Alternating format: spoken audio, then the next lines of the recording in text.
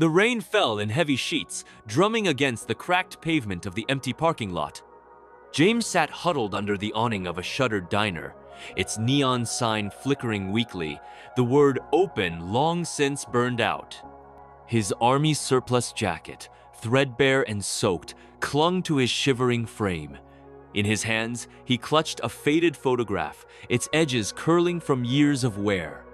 The photo showed a younger man him, one standing tall in his uniform, arm around a woman with a bright smile. His fingers trembled as he traced her face, the rain smudging the ink further. He hadn't eaten in 2 days, not since the last of his disability check ran dry. The cold bit into his bones and hunger gnawed at his gut, but worse was the ache in his chest, the weight of a life that had slipped through his fingers like sand. The streets of this small Ohio town were quiet tonight, save for the occasional hiss of tires on wet asphalt. James tucked the photo into his pocket, careful not to tear it further, and pulled his knees closer to his chest. At 62, he felt older than his years, his body worn from decades of hard labor, harder wars, and hardest of all, the loneliness that followed. The VA hospital was too far, the shelters too full, and pride kept him from begging at the corner like some others did. He'd served his country, carried shrapnel in his leg from a desert half a world away. But here he was, invisible, just another shadow in the rain. Across the street, a soft glow spilled from the windows of a 24-hour coffee shop, its sign reading Maggie's Brew in cheerful red letters. The smell of fresh coffee and warm bread wafted faintly, teasing his empty stomach. He watched as a woman stepped out, her umbrella popping open against the downpour. She was in her late 50s, maybe, her graying hair tucked under a knit cap, her coat buttoned tight. She carried a paper bag in one hand, steam rising from it, and a to-go cup in the other. James looked away, not wanting to be caught staring, not wanting pity. But the woman paused, her eyes catching his hunched form under the awning. She tilted her head, hesitating, then started across the street, her boots splashing through shallow puddles. "Hey," she called softly, her voice cutting through the rain's steady rhythm. James flinched, his hand instinctively going to the photo in his pocket, as if to protect it. She stopped a few feet away, crouching slightly to meet his eyes. "You look like you could use something warm." Her voice was kind, not patronizing, but James bristled anyway, his pride a stubborn thing. "I'm fine," he muttered, his voice rough from disuse, his eyes fixed on the ground. She didn't move, just stood there, the rain pattering on her umbrella. "I got an extra sandwich," she said, holding up the bag. "Ham and cheese, nothing fancy. And coffee, black, you want it?" He wanted to say no, to wave her off, but his stomach betrayed him with a low growl. His cheeks burned, though the cold masked it. She didn't wait for an answer, just set the bag and cup down on the dry patch of pavement beside him. "It's yours if you want it," she said, straightening up. "No strings." She lingered a moment, then turned to go, her umbrella bobbing as she crossed back to her car. James stared at the bag, the warmth of the coffee cup seeping into the air. His hands shook as he reached for it, not from the cold now, but from something deeper, something he hadn't felt in years someone had seen him. The sandwich was still warm, wrapped in crinkled foil. He unwrapped it slowly, the smell of melted cheese and toasted bread hitting him like a memory of better days. His first bite was cautious, as if he didn't trust it to be real. The bread was soft, the ham savory, and for a moment he closed his eyes, letting the warmth spread through him. The coffee was bitter, strong, just how he liked it back when he could afford such things. He sipped it slowly, savoring the heat against his cracked lips. The woman's car was still there, idling across the street, its headlights cutting through the rain. She hadn't left. She was watching, not in a nosy way, but like she wanted to make sure he was okay. He didn't know why, but it made his throat tighten. He ate half the sandwich before wrapping it back up, saving it for later. Old habits from lean times died hard. The coffee, though, he kept drinking, the cup warming his hands. The woman's car finally pulled away, and he felt a pang, like losing something he hadn't known he'd found. He reached for the photo again, his fingers brushing the worn edges. "I'm still here, Ellie," he whispered, his voice barely audible over the rain. His wife had been gone 10 years now, taken by cancer that moved faster than the VA's paperwork. He'd lost his anchor, then his job, then his home. But tonight, for the first time in a long time, he didn't feel quite so alone.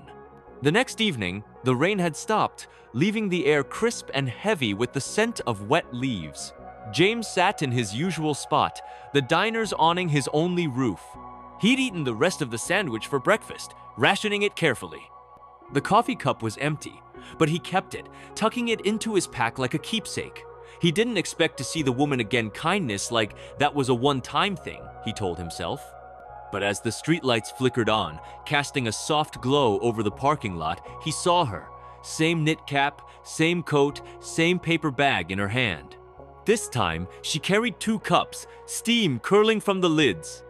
"Mind if I join you?" she asked, her voice light but careful, like she was testing the waters. James blinked, caught off guard. "It's a free country," he said gruffly, scooting over to make room under the awning. She sat down a few feet away, cross-legged on the pavement, and handed him a cup. "Figured you might like another coffee," she said, setting the bag between them. "Got a turkey sandwich this time. Maggie's makes a mean one." He took the cup, his fingers brushing hers for a split second. Her hands were warm, soft, not like his calloused and scarred. "You don't have to do this," he said, his voice low, almost a challenge. She shrugged, sipping her own coffee. "I know, but I wanted to." They sat in silence for a while, the kind of silence that wasn't heavy, just there. The town was quiet, the occasional car humming by, the distant jingle of a bell as someone entered Maggie's. James unwrapped the sandwich, taking a small bite. It was good, better than he deserved, he thought. "I'm Ruth," she said after a while, her voice breaking the quiet. "Ruth Carter." He chewed slowly, considering whether to give his name. Names made things real, made you vulnerable. But her eyes were steady, not pushing, just waiting. "James," he said finally. "James Sullivan." She smiled, a small, crooked thing that made her look younger. "Nice to meet you, James." They talked, haltingly at first. She asked simple things. Did he like the coffee? Had he always lived in Ohio? He answered in short bursts, his words rusty from disuse. But her questions weren't prying, just gentle, like she was coaxing a stray dog to trust her. She told him about Maggie's, how the owner let her take the day-old sandwiches for free sometimes. She worked at a thrift store down the street, she said, sorting clothes and knickknacks, helping folks stretch their dollars. "It's not much," she said, her fingers tracing the rim of her cup. "But it feels good, you know, helping where I can." James nodded, though he didn't trust himself to speak. Her kindness felt like a lifeline, but he was afraid to grab it, afraid it would snap. Over the next few nights, Ruth kept coming back. Sometimes with a sandwich, sometimes just coffee, always with that quiet smile. James started looking forward to her visits, though he'd never admit it. She'd sit with him under the awning, sharing stories about her life, a son grown and moved to Chicago, a husband lost to a heart attack years ago, a garden she tended behind her small apartment. He didn't share much, but she didn't push. She'd noticed things, though the way his hands shook when he mentioned the war, the way he'd glance at his pocket where the photo lived. "You carry something special in there, don't you?" she said one night, her voice soft as the autumn breeze. He froze, his hand hovering over the pocket. "Just something from before," he mumbled. She nodded, like she understood more than he'd said. One evening, as the air turned sharp with the promise of winter, Ruth showed up with a thicker coat draped over her arm. It was navy, worn but clean, the kind of coat you'd find at her thrift store. "Got this today," she said, holding it out. "Thought it might fit you." James stared at it, his jaw tightening. "I don't need charity," he said, sharper than he meant. Ruth didn't flinch. "It's not charity," she said calmly. "It's just a coat, and it's cold out here." Her eyes held his, steady, no pity, just truth. He took the coat, his fingers brushing the wool. It was warm, sturdy, better than the one he wore. He slipped it on, the weight of it settling over his shoulders like a shield. "Thank you," he said, his voice barely above a whisper. She smiled, but there was a flicker of something in her eyes, worry, maybe, or hope. Their conversations grew longer, deeper. James found himself talking about things he'd buried his time in the army, the friends he'd lost, the way Ellie used to hum old hymns while cooking Thanksgiving dinner. Ruth listened, her eyes crinkling at the corners when he mentioned Ellie's laugh, her hands still when he spoke of the war. One night, he pulled out the photo, his hands trembling not from cold, but from the weight of showing it. "This is her," he said, holding it out. Ruth took it gently, her fingers careful not to smudge it. "She's beautiful," she said, her voice warm. "You can see the love in her eyes." James swallowed hard, his throat tight. She was everything.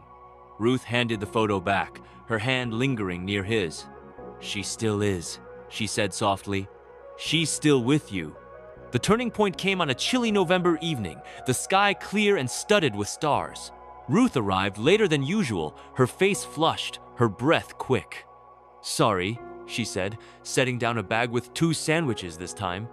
"Had to help at the church. They're doing a Thanksgiving drive, collecting food for folks who need it." James nodded, taking the coffee she offered, but she didn't sit right away. Instead, she hesitated, her hands twisting together. "James," she said, her voice quieter than usual, "I've been thinking. You don't have to stay out here.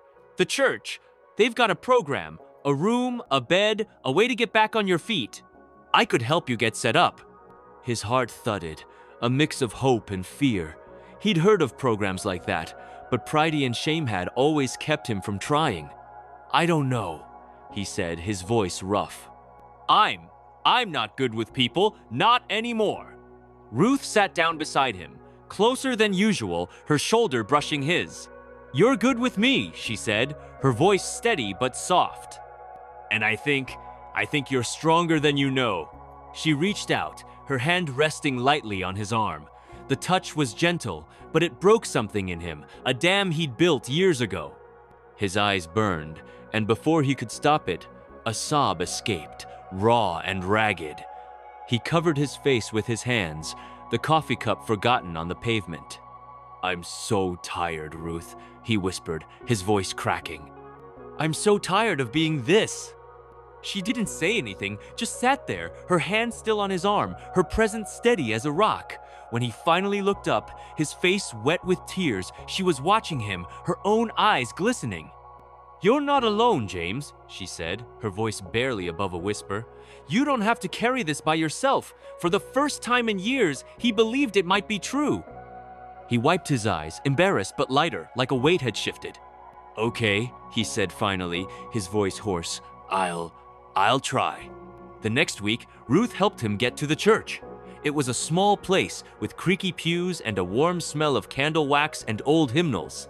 The pastor, a man with a kind face and a limp from an old injury, shook James's hand like he was someone who mattered. They gave him a room in the church's outreach house, a simple space with a bed, a dresser, and a window that looked out on a maple tree, its leaves blazing red.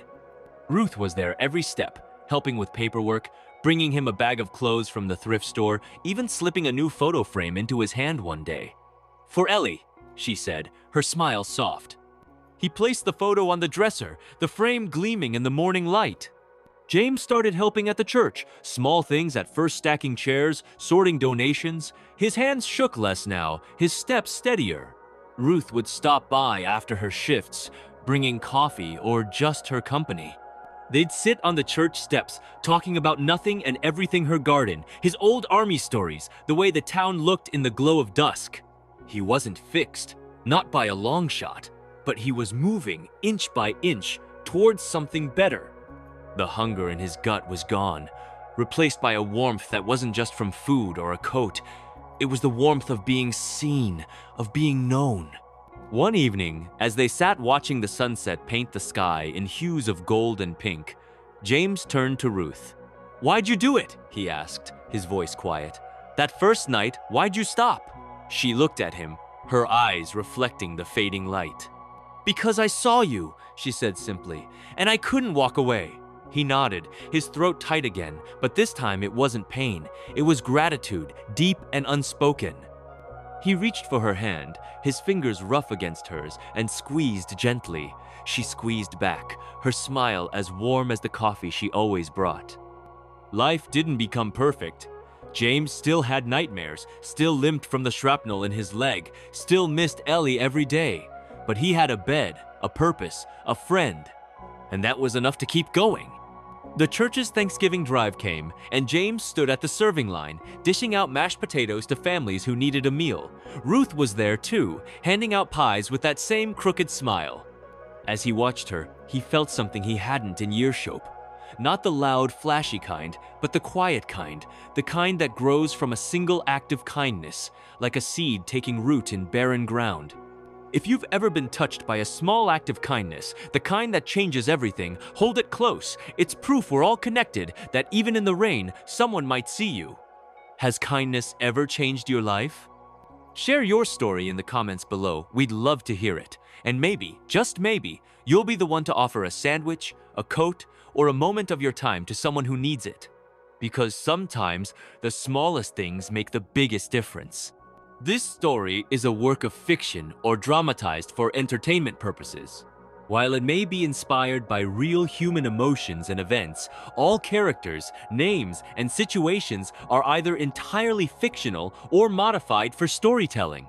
This content fully complies with YouTube's community guidelines and is intended to inspire, not mislead.